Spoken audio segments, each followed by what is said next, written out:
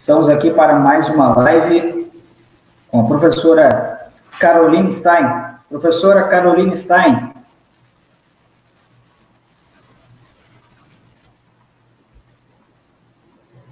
E aí, professora? Tudo bem? Tudo bom. A senhora me escuta bem? Escuto bem. Me escuta? Tudo certo. Então, pessoal, hoje vamos discutir, na verdade, vamos escutar e conversar com a professora Caroline Stein sobre esse importante capítulo da nossa história recente do processo penal e um importante tema, prisão preventiva e o pacote anticrime.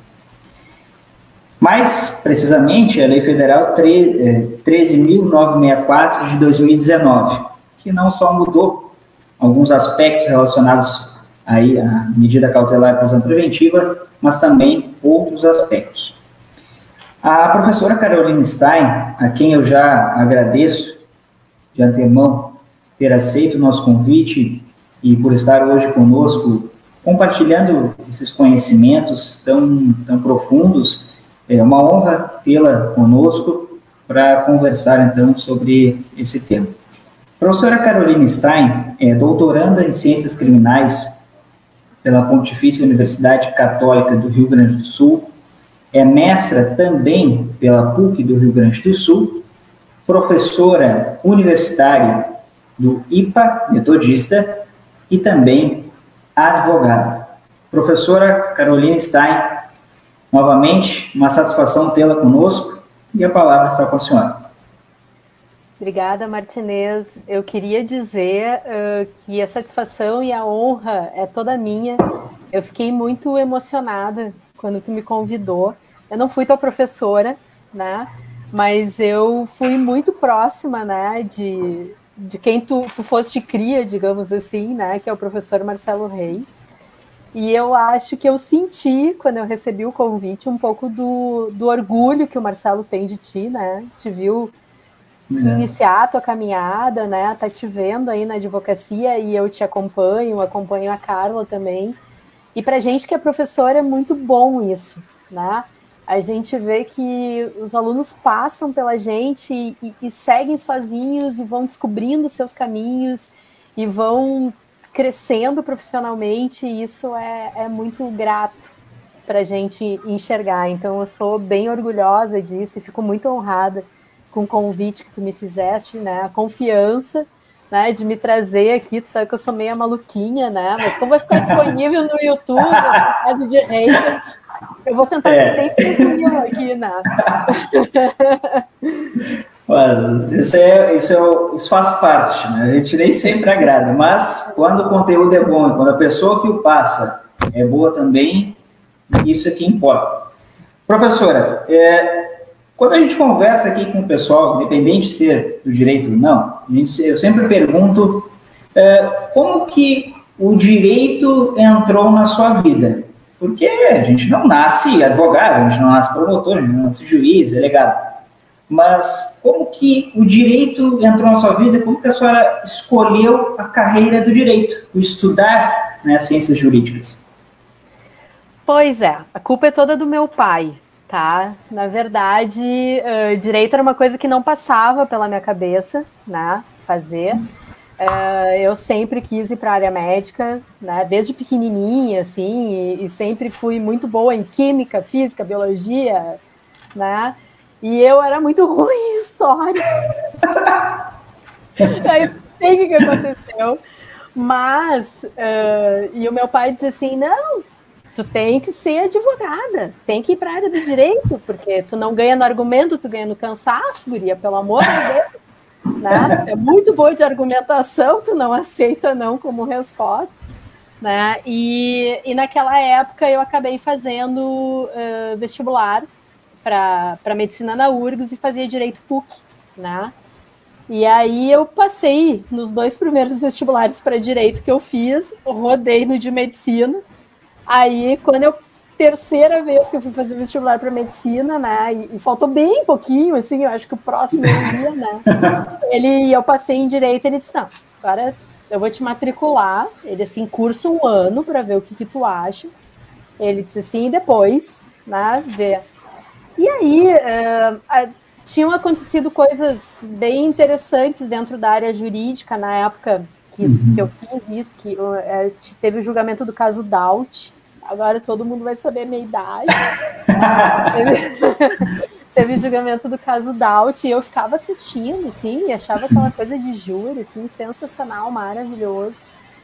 E aí eu comecei a fazer direito, né? Mas verdade seja dita, o primeiro ano da faculdade de direito é para fortes, né? Não é... A gente não vai estudar direito penal, processo penal, a gente vai estudar filosofia, né? Sociologia, muita teoria, né? Teoria geral do direito. E eu me lembro que naquela época, assim, eu fiz o primeiro semestre, daí no segundo semestre, eu vou trabalhar, preciso trabalhar, porque senão eu preciso entender o direito na prática, né? E até eu não vou ficar dando dica aqui, por exemplo, vai muito cálculo de idade, né? Mas eu fui fazer estágio voluntário no fórum, tudo, e depois eu estagiei em escritório de advocacia, civil, trabalhista, e aí eu disse, mas eu queria mesmo a área criminal, assim, eu queria aprender a área criminal, né? Sim. E aí eu me inscrevi para a prova de estágio da Defensoria Pública. Acho que eu fiz a primeira prova de estágio da Defensoria Pública que teve, passei muito bem, e aí eu pude escolher onde eu ia ficar, né? E aí eu fui para as várias criminais do Foro Central, fui estagiar lá com 12, 14 defensoras, né? Onde eu comecei a ver um mundo que eu comecei a me encantar, assim, realmente me encantar, né? E o estágio na defensoria, eu acho que ele é muito importante, ele é muito válido. Na minha época era assim, a gente podia fazer várias coisas, os defensores, a gente acompanhava as audiências, né? E logo em seguida, eu tinha 2 anos ali, logo em seguida eu me candidatei para ser estagiária no júri. E aí eu tive a grande sorte da minha vida, né, de cair com a Maria de Fátima Zacchia Paludo, que foi defensora pública geral e uma das mais brilhantes plenaristas de tribunal do júri que eu já vi atuar, né? A Fátima, na época que eu era estagiária dela, ela fez o júri do Central, né? Ela fez o júri que foi de um filho que matou os pais aqui em Porto Alegre, também do Carlos Alberto Pinto de Oliveira, que foi um júri que foi a imprensa em cima, tudo. Então, e alguns outros júris bem significativos, e eu tive o prazer de acompanhar a Fátima, né, de ganhar a confiança dela, e aprendi muito, muito com ela, e o tribunal do júri encanta, né? Aquela coisa, ainda é o procedimento que, pelo menos para mim, me enche os olhos, né? E tanto que eu estudo ele até hoje, né? Vou com ele até o doutorado, estou com ele no doutorado, né? Uma temática que me é muito cara. E aí foi assim, eu acho que eu não escolhi o direito e eu não escolhi a área criminal. Acho que foi eles que me escolheram, né? E a coisa fluiu de uma maneira, assim, muito, muito tranquila entre nós. Mas, assim, né, Martinez, verdade seja dita, né? Enquanto a gente está na faculdade, a gente é estagiário, a vida é uma, né? Quando a gente vira profissional e a gente está sozinho, e isso tu vai poder me corrigir tranquilamente, né? Aí o bicho pega, né? E a coisa não é tão simples assim, né? O início de carreira, os confrontos, principalmente na área criminal. Não era há 23, 24, 25 anos atrás, quando eu comecei, né? E hoje continua não sendo. A área criminal ainda é uma área restrita, é uma área fechada, é uma área, digamos assim, com poucas mulheres atuantes na advocacia privada, né? Nós poderíamos ter muito mais mulheres atuando na advocacia privada. E é uma área que mexe muito com o nosso emocional, né? Porque uma coisa é o que a gente estuda, uma coisa é aquilo que a gente acredita, né? E outra coisa é o que a prática nos traz, né? E mais ainda, né? As taxações, né? Que a gente fica submetido. Advogado criminalista, né? Porta de cadeia, defensor de bandido, né? Vocês querem estimular a criminalidade e acabar com a sociedade. Ganham rios de dinheiro para defender políticos e empresários corruptos, né? São milionários. Então, a área criminal, ela cria fetiches, né, que nos atingem. Ontem eu estava dando aula e eu estava contando para os meus alunos, né, o Foro Criminal aqui em Porto Alegre, ele é um prédio de 10 andares e ele tem uma rampa dentro. E eu me lembro, eu contei para eles assim, ó, porque a gente transitava ali entre o 2º e o 4º andar, né, 2º, 5º andar, que eram as varas do júri, varas criminais. E assim, quando eu ficava muito, muito, muito triste ou muito chateado, né, eu pegava o elevador, subia no 10º e descia a pé pela rampa, que era para eu me acalmar, né? Pra passar aquela sensação. E muitas vezes eu saía dali, eu não me acalmava, e por muitas vezes eu chorei. Eu chorei. Justamente por causa daquela impotência e coisas que a gente vivencia hoje, mas claro, tu vai criando um casco, né? De, cara, assim, só ler, sabe? Só ler o que eu fiz, né? Não assim, não ignora aquilo que a gente estava falando antes, né? Não ignora de plano, entendeu? Mas tá defendendo o bandido. Não, uma coisa que tem que ficar muito clara, né? Advogado criminalista não defende o bandido, ele defende o direito de defesa que todas as pessoas têm assegurado constitucionalmente, né? Então, nós não estamos ali dizendo, super legal isso que tu fez. Nenhum advogado criminalista com o mínimo de seriedade fala isso. Tá? Nenhuma pessoa que é acadêmico de ciências criminais, que estuda o processo penal vinculado, né, sob um olhar constitucional, todo mundo tem responsabilidade, ninguém fala isso. Até porque, né, nosso grande guru, professor, né, o professor Auri, ele diz isso. A gente tem que seguir as regras do jogo, e as nossas regras do jogo estão lá na Constituição, porque o nosso código é de 41, né? E o resultado que a gente vai obter daquela partida probatória, digamos assim, entre as partes, acusação e defesa, o resultado é do jogo, né?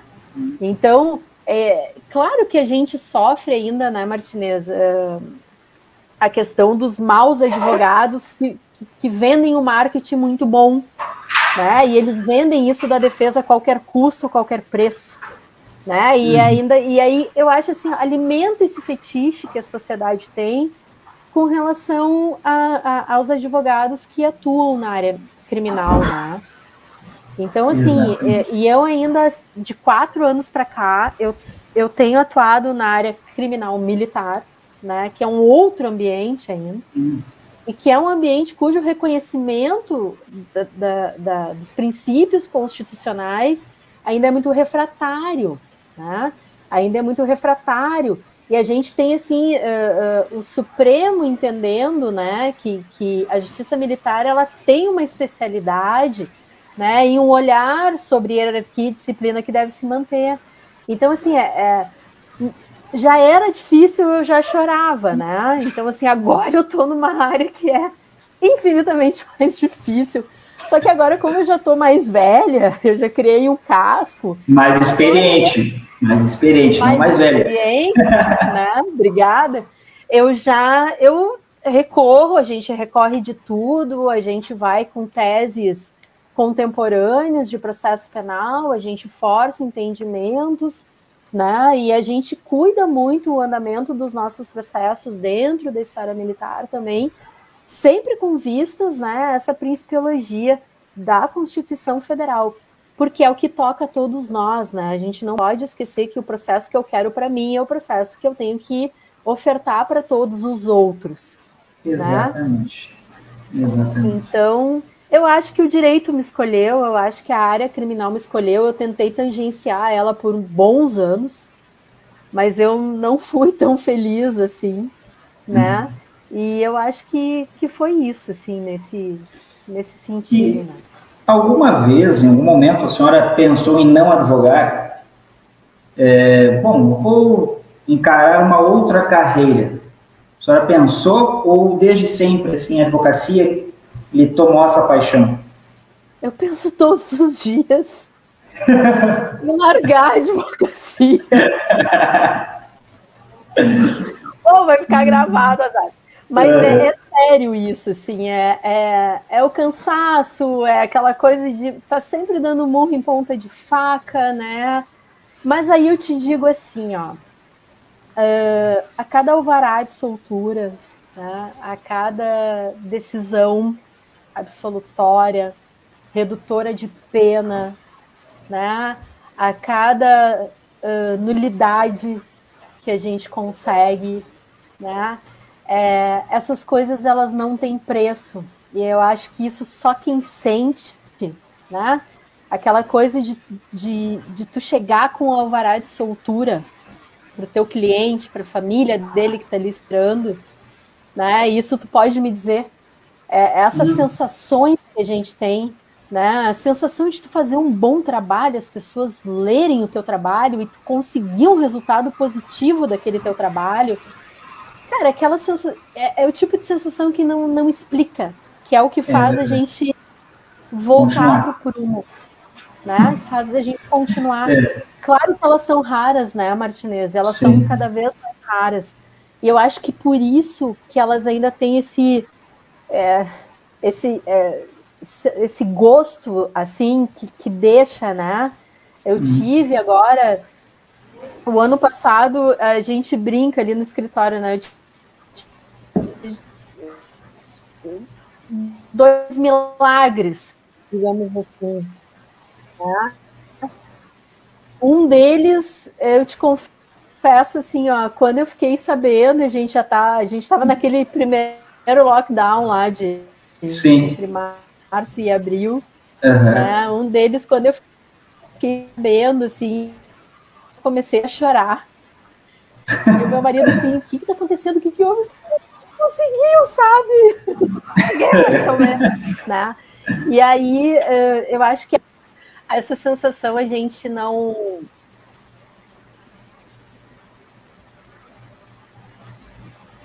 É o que alimenta a gente. É o que realmente alimenta a gente. Né?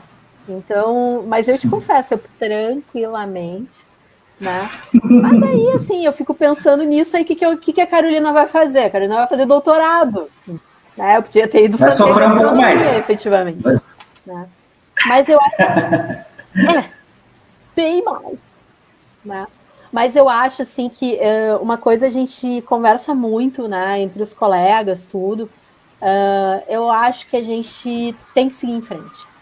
E a gente tem, como professor, a responsabilidade de passar esse viés crítico para vocês em sala de aula. Né? Aceitem ou não aceitem, mas entendam que a regra é essa. Eu tive feedbacks muito felizes enquanto eu estive ali em Osório, de pessoas que no primeiro, segundo, terceira aula assim, me olhavam, sabe? E depois eu acabei dizendo assim, prof, realmente, assim, ó, o jeito que tu coloca, né, e a gente tem que entender que o processo é um processo para todos, tá? Então, eu acho que isso não tem preço, e a gente precisa continuar, principalmente nesses tempos difíceis que a gente está vivendo, e a gente vai viver por um bom tempo.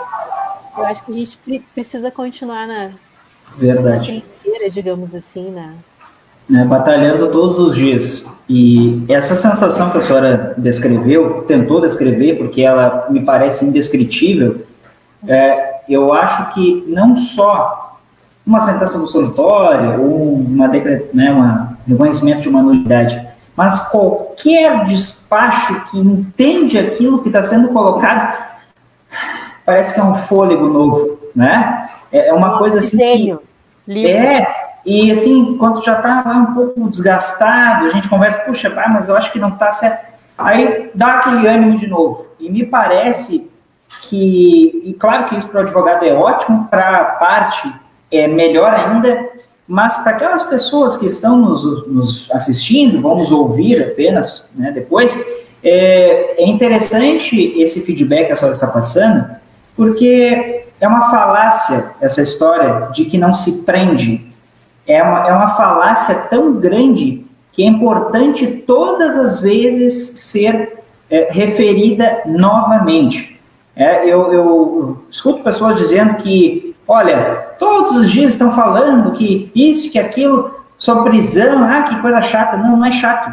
Porque quanto mais se disser que realmente se prende e não se solta, parece que em algum momento isso vai entrar na cabeça das pessoas, elas vão compreender. E outro ponto que a senhora mencionou sobre o processo. Se o processo ele é para todos, eu não posso desejar para o outro aquilo que eu não quero para mim, né? E talvez a senhora vá me corrigir, mas é bem aquela história. Eu só vou saber o que realmente acontece quando acontecer próximo de mim. Quando for alguém próximo, não, às vezes não da família, mas um amigo, um conhecido, qualquer pessoa próxima, um colega, aí nós vamos saber as angústias, o cheiro, o gosto do processo penal, né? E o choro também do processo penal. Professora, dentro dessa perspectiva, então, a gente tem aí o CPP de 41, o Código Penal de 40 e a Constituição de 88.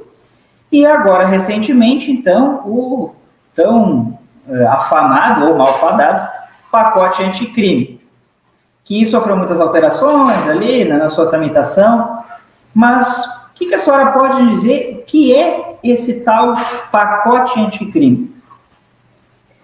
Tu sabe que eu não gosto do nome, né? Verdade. Parece, né? Eu não gosto do nome. Pacote. Ai, não, agora nós temos um pacote anticrime, como se toda a nossa legislação fosse pró-crime, né? O nome já começou errado, né? E na verdade, assim, a história conta o porquê do nome do pacote anticrime, né? A gente tinha, até então, naquela época, né, um ministro que se dizia uma pessoa tocada, né, pela melhor justiça, digamos assim. Pela Temes, direto. Pela Temes, diretamente, né? Pessoa que ia combater a criminalidade, como nunca se combateu no Brasil. Né? Ou seja, então, assim, tipo... e a história bem recente, né, contou que o local de fala dele estava bem descredibilizado ou maculado, digamos assim, né? Mas, assim, ó, com relação ao pacote anticrime, eu te confesso, eu já não gosto do nome, tá? Eu acho que, assim, coloca toda a nossa legislação em xeque, digamos assim, como tudo que a gente fez até 2019, a gente fez errado, né? E, nossa, agora veio a legislação salvadora da pátria.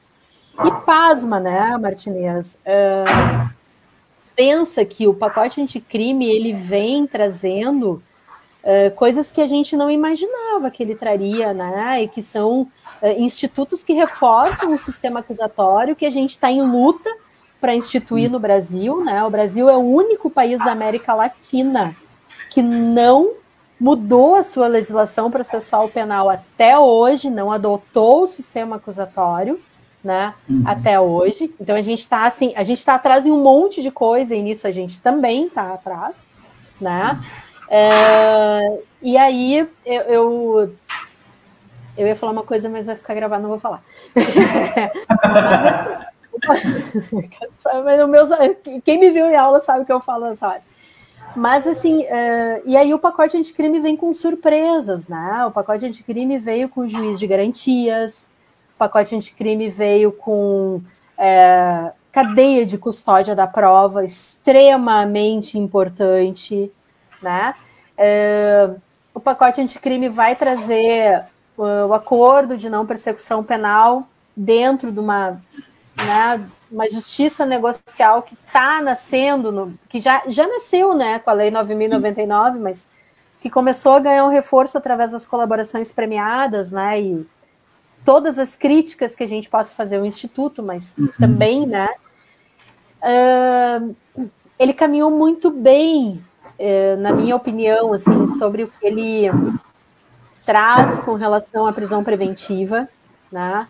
A minha grande crítica ao pacote anticrime com relação ao processo é a prisão automática do júri, né? Aquilo ali é uma aberração jurídica totalmente inconstitucional, viola a presunção de inocência de uma maneira tal, e pior, né? Ressuscita uma prisão processual que há muitos e muitos anos a gente não tinha mais. Não tinha mais. né? Então, ali a gente tem uma questão muito preocupante. Mas com relação, assim, às prisões e à prisão preventiva, eu acho que a gente andou muito bem, né? Muito embora ele tenha trazido expressões óbvias, né? O pacote anticrime manda o juiz fundamentar a sua decisão. Olha. E aí a gente pensa assim, opa, desde 88, né? Tipo, uns 30 anos atrasado. Né? Mas, assim, eu acho que a gente tem que comemorar esse tipo de reforço, né? Porque para a defesa criminal, ele traz argumentos bem importantes, principalmente no que toca à contemporaneidade, né, da prisão. Contemporaneidade, de fato. A contemporaneidade da necessidade daquela prisão. Então, eu acho que ele andou bem em algumas coisas, né? E no que ele andou melhor, que foi o juiz de garantias, ele foi fulminado de plano, né? Logo no início. Mas aí eu vou te dizer assim, ó, aí eu acho que entram duas questões bem importantes, tá? E aí eu vou deixar, eu vim aqui para trazer inquietações. Claro. Eu acho que hoje, né, é a nossa responsabilidade técnica dentro do processo penal é trazer essas inquietações e fazer pensar. Né? Eu acho que tem duas questões com relação ao processo penal bem importantes. Quebra de cultura e pessoalização. O que eu quero dizer com quebra de cultura? Né? Se a gente não conseguir quebrar a cultura que a gente tem estabelecida hoje, até institucionalmente, né, dentro do Poder Judiciário, dentro do próprio Ministério Público, né, de que, né, ter um outro trabalhar de uma outra forma, trabalhar o viés constitucional não é um problema, né? Mas para a gente conseguir quebrar essa cultura institucional, a gente vai precisar quebrar, né? O Chile fez uma revolução no sistema de justiça criminal dele, e o mais legal é que o Chile ele fazia campanhas públicas explicando que era necessária a mudança. Né? O Chile fez um plano de demissão voluntária porque ele entendeu que aqueles magistrados que estavam inseridos naquele sistema, que ficaram vinculados muito tempo àquele ambiente ditatorial, eles não iam conseguir enxergar o novo sistema de uma maneira diferente. Né? Então, assim, eles trouxeram atores técnicos novos para isso. Me parece que as reformas processuais penais que aconteceram aqui na América do Sul, elas passaram por esse caminho de quebra de cultura. A gente precisa dizer para as pessoas que a Constituição existe, né? Ela existe desde 1988 e que aquele catálogo de direitos fundamentais é a base democrática de um país. É a base de democracia, eu gosto de dizer que direitos humanos é a base sólida da democracia de um país. Mas nós vivemos num ambiente onde falar de direitos humanos, querer trabalhar com processo penal e mudar a cultura é praticamente criminoso, né? E no ambiente que a gente está hoje, num ambiente de perseguição de falas, é infinitamente pior. Infinitamente pior. E quando eu te trago o elemento da pessoalidade, a gente nota muito ainda que qualquer crítica ao processo penal, qualquer crítica a decisões do processo penal são pessoalizadas. Parece que tu está ofendendo a própria pessoa. Né? Quando eu entro com um pedido de quebra de cadeia de custódia de uma perícia, eu não estou dizendo que foi culpa do perito. Eu estou dizendo que dentro das possibilidades que o perito tinha de realizar aquela perícia, faltaram elementos. E não foi cumprida a cadeia de custódia daquela prova. Né? Se eu entro com habeas corpus, pedindo a liberdade do meu cliente e dizendo que a decisão ela está falha em tais e tais pontos com relação ao conteúdo que existe dos autos, eu não estou xingando o juiz. Eu só estou dizendo que, tecnicamente, a forma não está sendo seguida. E a gente tem essa tendência a pessoalizar absolutamente tudo. E aí eu vou te dizer, e vou falar do meu local de fala, que é a advocacia. Tem advogado que reforça isso porque transforma o processo num joguinho. Ah, eu tenho tantas absolvições, eu tenho tanto não sei o quê, tem né. Entendeu? Não é, processo é vida, é liberdade das pessoas. Processo penal é responsabilidade. E aí tu vai me dizer assim, porque eu tenho tantas absolvições. Não, velho, não fez mais que teu trabalho, trabalhou direito, entendeu?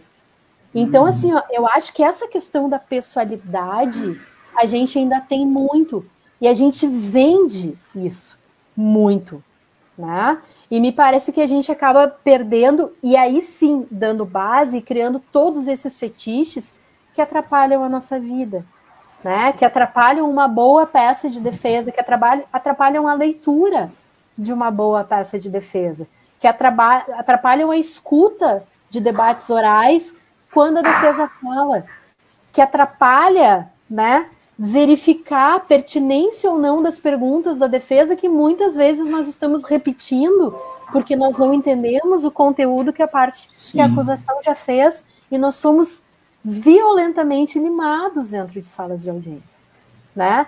Que impede muitas vezes, conforme o cliente que tu chega, que a tua sustentação oral seja, né, escutada com toda atenção. A gente precisa falar disso, sabe, Martinez? Porque, assim, ó, parece que a gente vive num sistema perfeito e a gente não vive nesse sistema perfeito. Cada dia tá mais difícil de advogar. E aí, tudo que a gente quer é paridade de armas dentro do processo penal. É um processo equilibrado, dentro das regras, com observância das regras. E quando eu questiono que a regra não foi observada, eu não estou xingando as pessoas, eu só estou dizendo exatamente isso. Existe uma regra processual que passa por um filtro constitucional que aqui, desculpa, não foi observada. A gente precisa amadurecer no processo penal. E a gente não está conseguindo. De fato. E a senhora citou o professor Auri, eu já tinha colocado também sobre o professor Auri, e os textos do professor Auri, junto com o professor Alexandre Moraes da Rosa, embora a magistratura que é exercida pelo professor Alexandre, a visão que o professor Alexandre tem é exatamente aquilo que nós estamos falando, que a senhora está comentando aqui, embora seja magistrado. Por quê? Porque quando se fala, por exemplo, da teoria dos jogos aplicada ao processo penal, que cada parte tem o seu papel, o papel dos atores, né, no processo, ninguém está interpretando, mas é importante se deixar claro que, de fato, se as regras não são observadas, como que o jogo pode ser justo? Ele nunca vai ser justo, sempre vai ser esparelho, sempre vai passar... Vai estar desequilibrado. Sempre. É como se, numa corrida de cavalos, alguém largasse na frente, depois eu tomasse, sabe, eu tentasse correr, ou mesmo no atletismo, qualquer exemplo. E essa é a percepção. É claro, a gente está colocando aqui de maneira mais singela, mas é importante essa sua fala para aquelas pessoas que não são do direito e que estão nos acompanhando ou que vão nos acompanhar, porque é retratado a realidade nua e crua do processo. Quando a gente vê aqueles números, né, as discussões do alto índice de prisões provisórias, por exemplo, que de fato, no caso, né, exemplo da prisão preventiva, uma espécie, e não, mas ainda tem que se prender mais. Olha, não é à toa que a senhora deve saber bastante que muitos já progrediram de regime, por exemplo, de fechado para o semiaberto, e não é cumprido porque não tem espaço no semiaberto, ou seja, as pessoas continuam presas, e elas continuam às vezes presas de maneira equivocada, de maneira errada, né? O prazo, quando o advogado não cumpre, ele é peremptório, perdeu, precluiu. Agora, quando a acusação não cumpre, não, agora a pandemia também ajudou. Então parece que é um choro livre, né? Mas de fato é isso. Então é importante a sua fala, é importante essa destrinchar, né, do processo aqui. Com relação a prisão preventiva. Então, nós temos ali aqueles pressupostos, aqueles requisitos, né? O que a senhora poderia falar para essas pessoas que não são do direito, o que ela é e o que ela provoca no processo? E se esse tempo depois eu fiquei preso, e depois se eu for condenado, e daí? O que acontece? É contado? Eu vou tentar ser bem didática, então, assim, né? E tentar falar o menos juridiquês possível. Tá? Uhum. A gente trabalha, a prisão preventiva nada mais é do que uma prisão cautelar. Né? No processo penal brasileiro, a gente tem prisões de caráter cautelar, né? Daquela sensação de cautelaridade, de imediatidade, daquele momento que eu preciso daquela segregação, e nós temos a prisão por pena, que é aquela que depois que eu tenho uma sentença penal condenatória, né, transitada em julgado, eu vou começar a cumprir aquele tempo de pena. Essa é a prisão por pena. Né? E aí eu vou ter lá 5, 7, 8, 25, 30, 400 anos de pena para cumprir. Né? Mas a prisão preventiva, ela tem a característica de cautelaridade. Ou seja, naquele momento que os atos processuais estão acontecendo, eu preciso ter aquela pessoa segregada por alguns requisitos, né? Que seria garantia da ordem pública, garantia da ordem econômica, né? Para aplicação da lei penal e garantia da instrução criminal, garantia da instrução do processo. Tá? Mas eu tenho que ter só isso? Não, eu tenho que ter indícios de autoria, realidade, de que aquela pessoa que eu quero segregar cautelarmente, né, ela participou e cometeu, né, cometeu não, mas ela participou e é suspeita de ter cometido aquele delito, né, porque a gente só vai poder afirmar que ela efetivamente cometeu depois da sentença penal condenatória transitada em julgado. Ela pode acontecer na fase da investigação, do inquérito policial, ela pode acontecer a qualquer tempo no processo. A qualquer tempo no processo, ter que analisar os requisitos, né, de contemporaneidade, necessidade e adequação daquela medida. Adequação daquela prisão. O que acontece na prática? Né? Na prática, a gente tem aquela sensação assim, ó, na dúvida a gente prende. Depois a gente vê o que vai acontecer. Qual é o grande problema disso, né, Martinez? O grande problema disso é que a gente tem prisões preventivas de 3, 4, 6, 8 anos de pena. 10, né? 10 exagerando, mas assim, 6 anos. Né? A gente teve um júri famoso, recente, há pouco tempo, que um dos acusados estava preso há 6 anos e foi condenado a uma pena, ou estava preso há 5 anos, preventivamente, né? E foi condenado a uma pena de 6 anos e alguma coisa, não sei exatamente, não me lembro exatamente, né? E aí, o que a gente ouvia na mídia? As pessoas diziam, mas já vai sair? Sim, meu amor, já vai sair. Sim. Ele está preso há 5 anos cautelarmente. Ele praticamente cumpriu a pena dele enquanto ele respondia o processo. Mas isso ainda não é o pior. O pior são aquelas pessoas que ficam 2, 3, 4 anos presas preventivamente, 4 anos presas preventivamente, e são absolvidas. E aí eu pergunto, quem é que devolve para ela esse tempo? Né? Porque as pessoas acham que, né, a gente ainda ouve falar, mas a prisão é hotel de luxo sustentado pelo Estado. Quer ficar 24 horas? A gente providencia. Né? E assim, eu me indigno muito falando isso. Porque é isso que as pessoas têm que ter a noção. E o sistema está muito próximo de nós, Martinez. Essa divisão em cidadãos de bem e cidadãos de mal não cola mais. O sistema está muito próximo da gente. E quando o sistema nos alcançar, aí a gente vai entender a diferença disso. E por que eu digo isso? Porque todos os atores técnicos envolvidos no processo penal são responsáveis. Sim, por isso. A gente pega essa pessoa, absolve essa pessoa depois de 4 anos presa cautelarmente, ainda que por insuficiência de provas, e se ele é absolvido por insuficiência de provas é porque eu já não tinha tantos indícios dentro do processo. E aí, o que a gente diz? Velho, desculpa, valeu, foi mal, né? Mas aí, não gera constrangimento ilegal isso, a gente estava só fazendo o nosso trabalho. A gente precisa ter responsabilidade pelos nossos discursos. E isso é o problema das prisões. A gente tem aí uma massa carcerária no Brasil que gira em torno de 750, 800 mil presos, né? A gente teve uma baixada agora em relação... por causa da pandemia, mas esses números baixaram muito lá no início em função da resolução do CNJ e depois eles voltaram a aumentar. O encarceramento voltou a aumentar e a redução, né, das liberdades provisórias foi bem drástica. Né? Então, assim,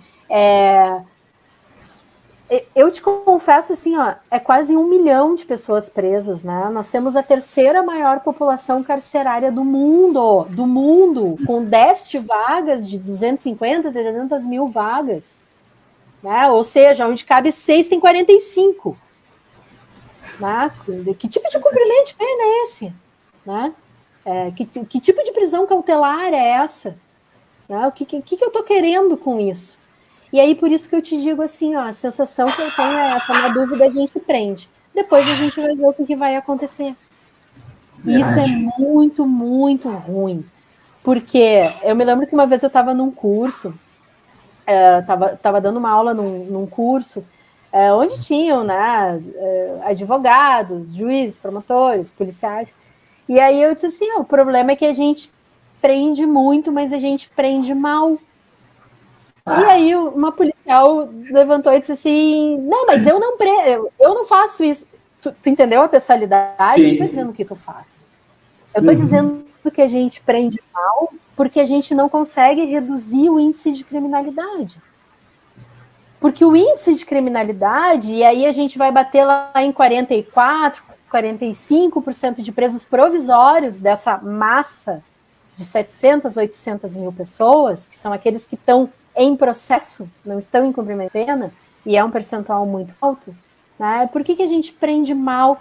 Porque a gente não consegue reduzir o índice de criminalidade. Mas por que a gente não consegue reduzir o índice de criminalidade? Porque índice de criminalidade não se reduz com prisão e processo, se reduz com políticas públicas de segurança pública, muito bem aplicadas. Um plano nacional de segurança pública, planos estaduais de segurança pública que cheguem na ponta, que é o policial que pratica o policiamento ostensivo. E isso a gente faz? Vão me chamar de comunista aqui. Porque eu estou exigindo política pública de segurança pública. Claro. É isso que vai fazer mudar. É o acesso à saúde, à educação, à infraestrutura, ao mínimo digno de vida. É isso que vai fazer mudar o índice de criminalidade. Assistência social, é isso que vai fazer mudar o índice de criminalidade. A prisão é consequência de que isso não está sendo feito. O crime é consequência de que isso não está sendo feito. O processo não tem que dar resposta social. Não é através do processo penal que eu vou dar uma resposta para a sociedade. De fato. E isso a gente tem que entender. Porque se a gente não entender isso, mas a gente nega, né, Martinez? Aí a gente vai voltar lá naqueles... A gente nega os direitos fundamentais da Constituição, porque, pasmem, direitos fundamentais é tudo. É o meu direito à vida, é o meu direito à saúde, é o meu direito à educação, né? O meu direito à minha privacidade, é tudo isso. E a gente nega isso porque a gente tem, né, eu costumo dizer muito em sala de aula, e eu acho que vão me proibir de dar aula, né? A gente cria o fetiche, aquele fetiche do pecado, do crime como pecado, do pecador que nunca vai conseguir purgar, né? Nada disso. E aí, assim, tá, mas por que a gente não consegue soltar? né? A gente não consegue soltar. Eu já nem sei mais por que a gente não consegue soltar, né? Porque a quantidade de habeas é uma coisa absurda. A gente está sempre tentando, fazendo, indo e vindo, e parece que a gente tem que provar o impossível, né? Para conseguir soltar. De fato. Eu não sei, eu acho que o sistema está sujeito. O sistema entendeu que ele tem que fazer do jeito que ele faz. E quem vai à margem do sistema a gente está sendo derrotado. Ou é aquela história, né? É o sistema, faz parte. A pior frase é o faz parte. Né? Mas é assim. Olha, não é assim. Os advogados estão aí para tentar. Claro que todos são dignos, todas as profissões. A gente não está falando aqui das pessoas nem das profissões. A gente está falando do jeito de se fazer as coisas. Né? É isso que é importante. Que nem a senhora já disse, o importante é deixar claro que cada um tem o seu papel. E também não é só a legalidade, é a constitucionalidade daquilo. Se a gente não cumprir aquilo, de fato o sistema vai nos engolir, não é? Que nem uma grande onda, e depois nós vamos estar em meio ao sistema, e não acima dele, não do lado dele, não tentando combatê-lo, porque sistema por sistema não é bom. Né? Não é assim que funciona. Antes da gente continuar, então, o nosso papo, já tem ali, imagina, olha só quanto tempo a gente ficou falando sobre prisão, e ainda tem muita coisa, mas enfim, né? Os boa noites ali, pessoal nos assistindo. Ó, minha cunhada, Fabiane Rosa, boa noite. Boa noite, Fabiane. Muito obrigado por estar nos acompanhando. Ó, essa foi sua aluna. Carla Spencer, boa noite, excelente tema. Parabéns pela organização de mais uma live. Ó, você puxando o saco. Meu amor, Dr. Carlos Adão Martinez, beijo pra ti. E saudades das aulas da profa Ana Carolina. Obrigada. Isso que é importante. Esse, ó, professor Fábio Faetti, ó, de fato, ele concordou naquela hora que a senhora estava mencionando lá sobre as angústias dos advogados criminalistas. Professor Fábio, gostei da forte abraço. Dele. Não, Fábio, essa é ruim. Como eu. Obrigada.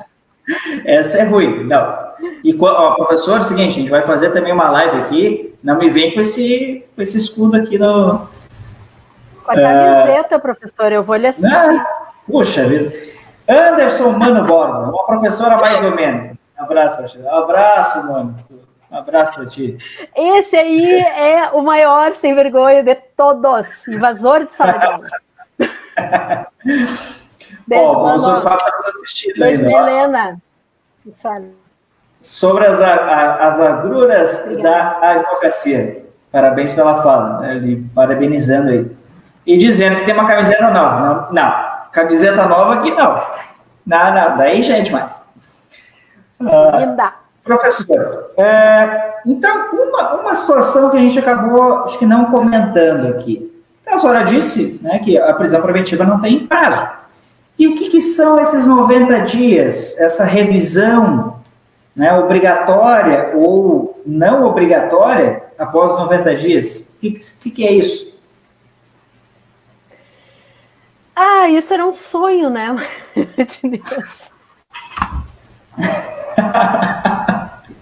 Essa é uma boa. O 316 era um sonho que a gente tinha até o André do Rap conseguiu um habeas, entendeu? É verdade, André do Rap.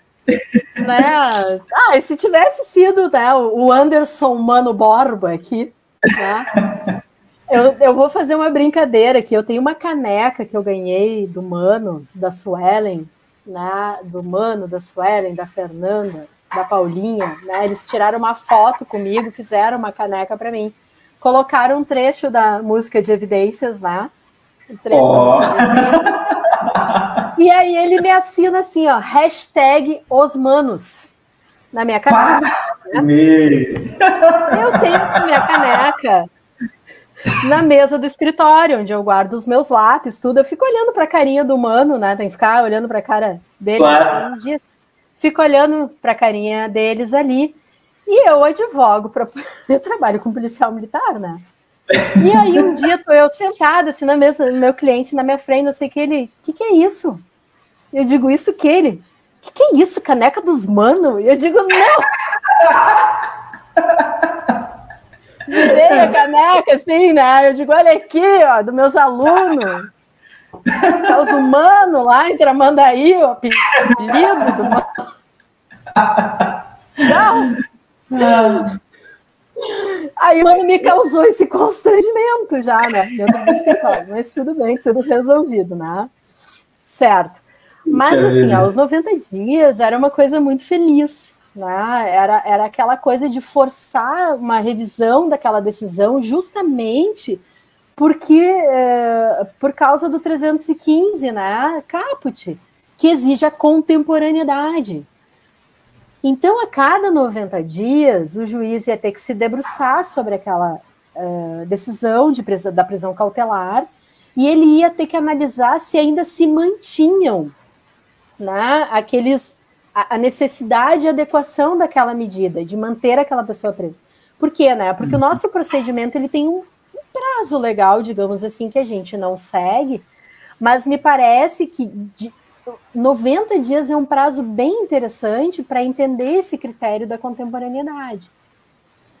Pelo texto da lei, né, me parecia que a gente deveria provocar o judiciário a essa análise dos 90 dias e que eles deveriam ter esse controle dos 90 dias, o que, humildemente, eu acho que é simples de fazer.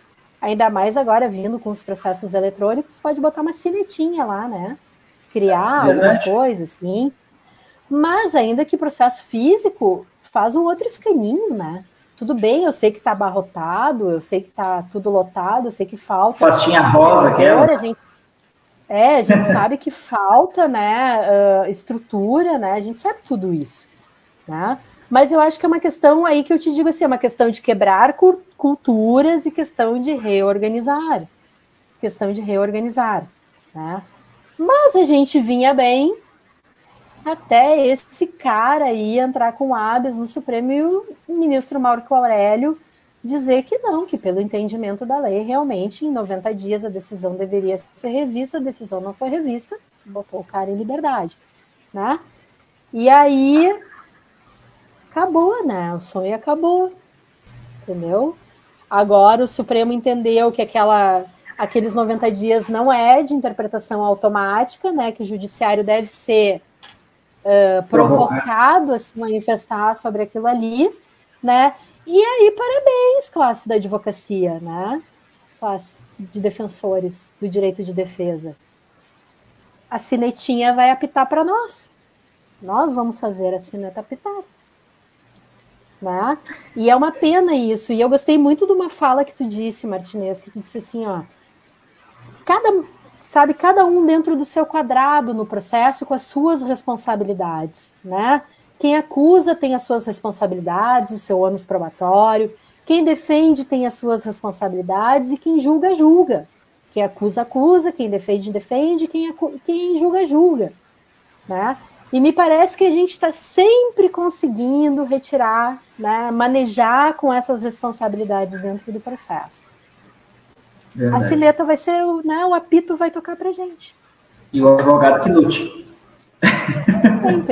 Sempre, né? Somos assim. Eu vi um meme que eu gosto muito, né? Que é quebrando um quadro, assim, né? Foram tantos os dias de luta que eu já virei faixa preta. É isso, a gente é faixa preta no quinto dan. Quem advoga, a advocacia criminal tá no quinto dan, entendeu? De fato. Né? E outra coisa, tu desenvolve uma capacidade de paciência zen budista.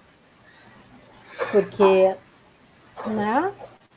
Resiliência, eu acho que é o nome disso. A senhora disse daquela rampa lá no Foro Central, nós aqui utilizamos caminhar em linha reta, né? Porque tem o calçadão em Tramandaí, tem o centro em Osório, tem lá em Cidreira, enfim, tu vai caminhando. Onde for, quanto vezes, olha só, já estou em Porto Alegre. Cheguei. Pega a freeway ali, ó, e vai, entendeu? Eu devia ter feito isso quando eu estava em Osório, vou voltar. Olha, e é um tempo, né? É tempo. Professora, então nessa sua estrada, né, na carreira jurídica, advogando, sempre tem aquele caso ou aqueles casos que marcam, seja do início, seja de agora, mais contemporâneo. A senhora tem algum caso que tenha, assim, lhe marcado enquanto, não digo quebra de paradigma, mas que tenha lhe feito repensar e pensar, talvez, outros horizontes? Olha, de fato, é assim que se deve agir na advocacia, é isso que eu estou combatendo. A senhora tem algum caso assim? As minhas grandes decepções com a profissão, elas passaram diretamente por conduta de pessoas, tá?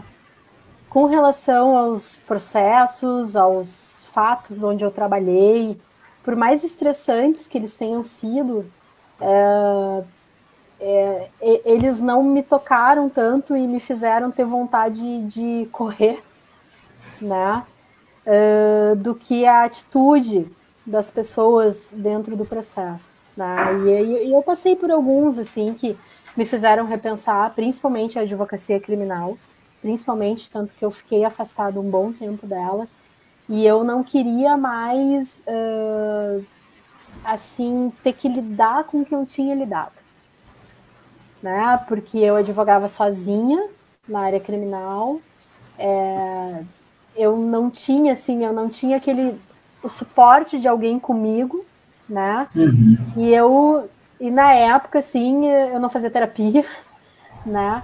E eu não tinha, assim, eu não tinha esse suporte que a gente hoje a gente acaba criando isso muito na academia também, né? Esse suporte de colegas e etc. para fazer essa troca. E eu realmente, assim, eu me decepcionei demais com o sistema. E com o sistema criminal. Eu não via mais, assim, a coisa acontecer, né?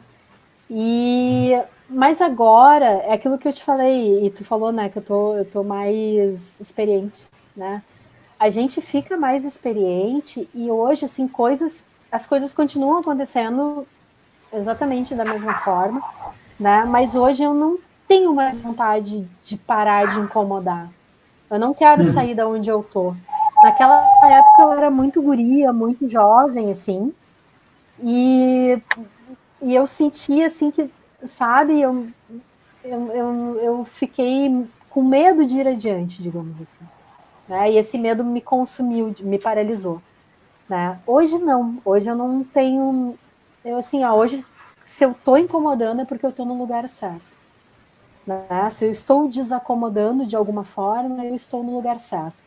Né? Eu não vou para o fórum para fazer amizade, eu vou para o fórum para trabalhar e defender o meu cliente. Né? Eu sou uma pessoa, me considero uma pessoa muito bem educada, né? Não vou faltar com educação, em hipótese alguma, mas eu estou ali para dar voz ao meu cliente e para fazer a defesa dele. Se vão gostar de mim, se não vão gostar de mim, se vão me cumprimentar no corredor do fórum ou não, esse networking para mim hoje não é mais importante. Tá? O mais importante é eu manter a credibilidade do meu trabalho, né? A honestidade do meu trabalho, trabalhar dentro daquilo que eu acredito, dentro das regras do jogo, porque eu acredito muito nisso, né? E dar voz para aquela pessoa que está ali precisando ser defendida. Ponto. Sabe? E eu acho que isso me fez entender de uma maneira diferente. E eu vou te dizer que esse crescimento eu só atingi dentro da academia. Sabe? Que é um outro ambiente de selvageria total, né? Vamos combinar. Mas hoje a Carolina advogada, ela é assim. Né? Eu tô ali para fazer o meu trabalho, para fazer bem o meu trabalho, dentro do que eu acredito, e para dar voz àquela pessoa que merece defesa. Ponto. Quer me cumprimentar, não quer me cumprimentar, quer dar soco na mesa, quer gritar, sabe? Quer fazer carinhas e bocas, quer, doutora, pode fazer. Isso aí não é assim, né? Isso não é um problema. E aí, engraçado, né? Eu falo isso porque desde guria, né, Martinez, eu fui criada com 2 irmãos cuja diferença de idade é muito grande, né? Eu tenho um irmão com 12 anos e um irmão com 11 anos de diferença. E aí é muito engraçado, né? Porque eu tenho essa cara de moscona aqui, né? E aí, assim, só que eu não me assusto, entendeu? Eu não me assusto com gritos, caras, bocas, né? Eu não me assusto com isso, sabe? Né? Então, assim, isso é uma coisa que eu sempre brinco, assim, cara, homem gritando, me olhando de cara feia, vindo para cima, não me assusto, né? Eu não me assusto, eu só não gosto da transformação nos ambientes. E aí, assim, uma coisa que a gente falou lá no início, né? Eu nunca senti, assim... os meus maiores constrangimentos os constrangimentos que são dirigidos à defesa, né? Eu nunca senti, assim, essa questão tu me perguntou em off, né? Mas essa questão do ser mulher, isso eu realmente nunca senti, tá? Isso eu nunca senti, né? Mas todos os desconfortos que eu senti até hoje foram com relação ao exercício de defesa, né? Ao exercício de defesa, tentando ser, né, silenciado, minimizado, desconsiderado, né? E sim, isso já me fez, isso fez eu me afastar durante um bom tempo, tá? Mas agora eu voltei e agora eu não me importo mais com isso. E que bom que a senhora voltou, porque faz falta no processo, faz falta nessa líder que nós temos. Não é porque eu estou na sua frente, mas a gente acompanha, claro, de longe, principalmente agora na pandemia, mas exatamente isso que a senhora disse, muitas vezes aquela angústia, né, por estarmos sozinhos, por a gente poder compartilhar com os colegas da academia, né, ou mesmo não seja da academia, mas da advocacia, de modo geral, aquilo fortalece para que a gente possa continuar, né, lutando, como a senhora referiu, e que bom que a senhora está aí, porque e faz falta, sim, pessoas aguerridas como a senhora, independente, como a senhora disse, do ser mulher. É uma advogada que merece o respeito, como todos nós que estamos aí combatendo e dando voz àqueles que não têm. Então, a senhora faz certo e faz bem. Professora, e eu te devolvo esse parabéns, Martinez, porque eu sei que tu és um advogado aguerrido, né? Eu sei que tu vai em frente, tu dá voz para os teus assistidos, acompanhado da Carla também. Então, vocês têm toda a minha admiração, né? Eu te retorno o que tu disse para mim, para ti. Muito obrigado. E, professora, agora para encerrar, o que a senhora teria a dizer para aqueles que vão cursar vestibular, já escolheram direito, ou cursaram, estão no direito, ou vão começar, né, a faculdade, estão em meia faculdade? O que a senhora poderia dizer, então, a esses acadêmicos? Eu acho o direito uma área muito linda, muito ampla, né? Eu acho que o direito te abre um leque de oportunidades gigantesco nas mais diversas áreas de estudo, né? E nas mais diversas áreas, né? A gente costuma brincar que o direito ele é complementar muitas vezes, né? O direito ele é complementar. E eu te digo assim que eu acho que o direito tinha que vir meio que na cesta básica, pelo menos direito constitucional tinha que ser ensinado em escola, né? Por quê? Porque todos somos sujeitos de direito, né? E a gente tem que se apropriar dos nossos direitos para a gente fazer esse exercício de cidadania, né? Então, eu acho que o direito, por isso que dizem, né, que o estudante de direito é tão, para usar um termo acadêmico, universitário, né, é tão treteiro, né, gosta tanto de treta, né, porque ele começa a conhecer o direito dele, e de certa forma, isso dá um empoderamento, né, tu fica com aquela sensação de que cara, não vou me enganar mais, mas a gente cai, né, nos golpes. Mas eu acho que o direito é uma profissão linda, ela abre, assim, uma vastidão de possibilidades, né? Pena que a gente está limitando o nosso ensino jurídico já há muitos anos, essa questão de concurso, né? A gente muitas vezes trata a advocacia como uma profissão residual, porque a gente está numa cultura de não empreender, né? A gente não, o Brasil é um país de não empreender, né? Mas se não houverem empreendedores, o Estado não gera riqueza, né? Como é que a gente vai devolver isso ao Estado para o Estado manter, né, as carreiras públicas?